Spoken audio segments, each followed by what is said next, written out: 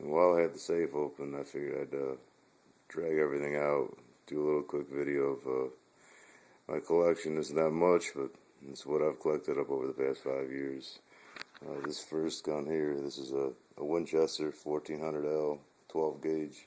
Got a 2 3/4 inch chamber, 28 inch bended rib barrel.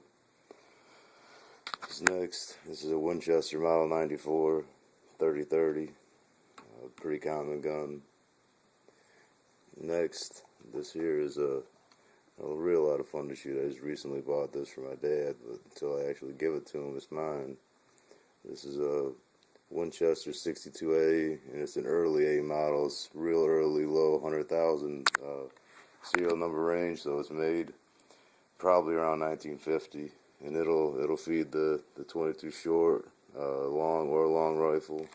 It is a top ejector. I don't know if you can see that on camera. I mean, it's a lot of fun to shoot. Next, I don't even know why I bought this, but this is a Uberti replica of the Colt 1851 Navy. It's a 36 caliber cap and ball black powder pistol.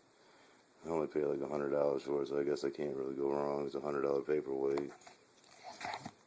I bought this really nice holster for it, but it's really for a single action 45. But I mean, this fits fine in Mexico. All nice hand carved leather. Same place where I bought that, I bought this leather rifle bag. Over here I've got this is a Remington 572 Fieldmaster's, another pump 22. And nothing special, just fun to shoot. Taking out all the chipmunks and squirrels out of here. And here is a Savage 1909. It's another pump 22. I bought this for a project.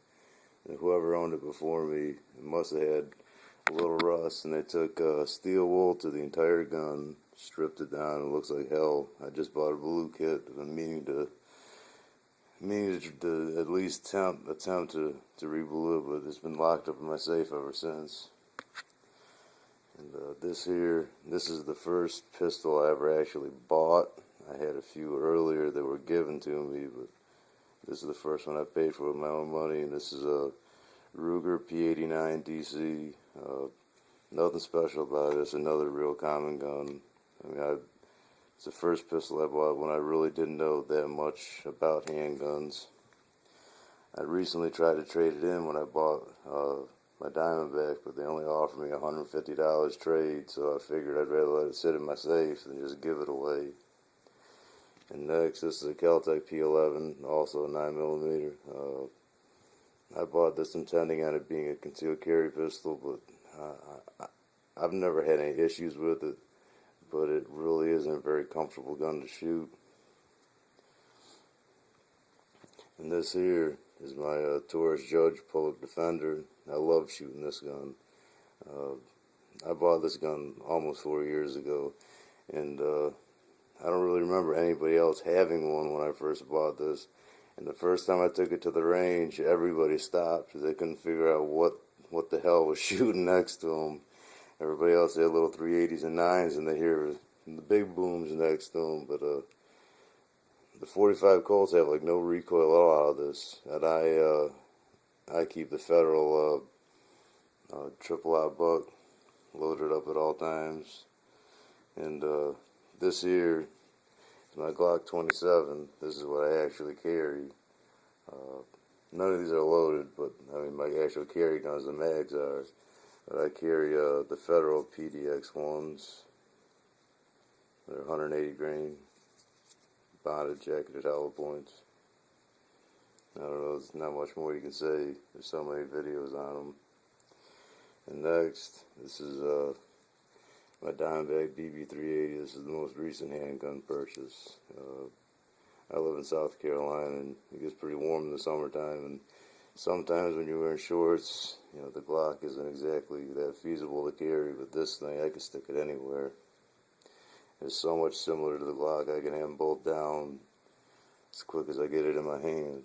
And I carry the Powerball ammo in this. Most of these little pocket 380s are really finicky on their ammo. And you know, the Powerball have these plastic tips, so there's nothing to to hang up when they're feeding.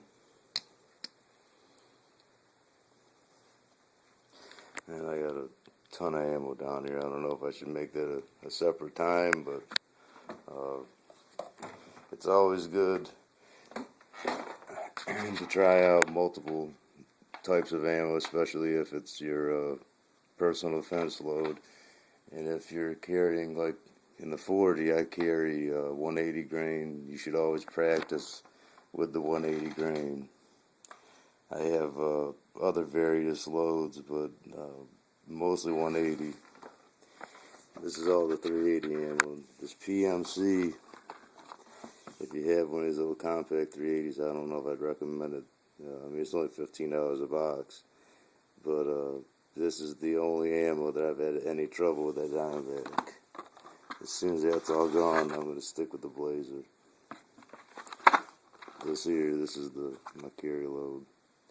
It's kind of expensive just to shoot at the range. I've tried a few rounds just to make sure it feeds. But I have these other PMC Starfire hollow points. I ran through it flawlessly. This here is all 40. I love laser. This is what I carry, the PDX-1. But I got a great deal on this. And this is the exact same ammo, just the PDX-1 is nickel plated and this isn't. And this box of 50 cost me $16. This box of 20 cost me $25. I got the Winchester white box. And of course I got the Federal Walmart special. Some MagTech, some more PMC, some Fiocchi. And here's this bulk 9mm. Ton of Fiocchi and Federal 9.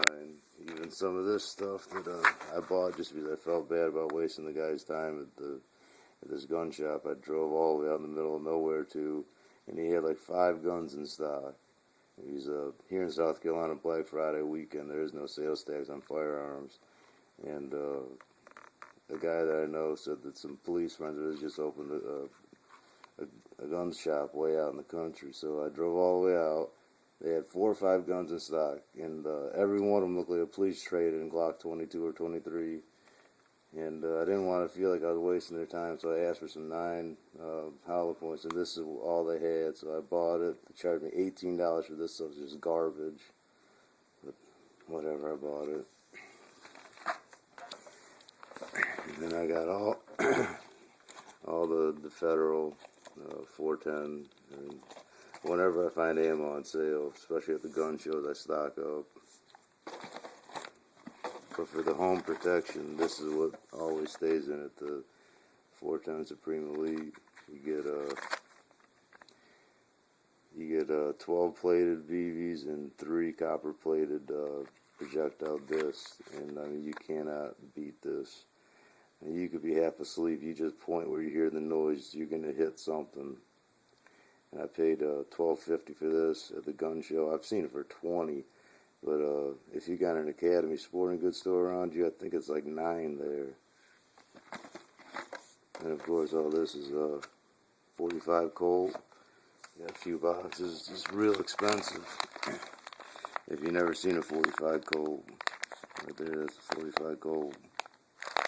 This is Georgia Arms. They won't even let me shoot any of this stuff at the range. It's all brand new ammo.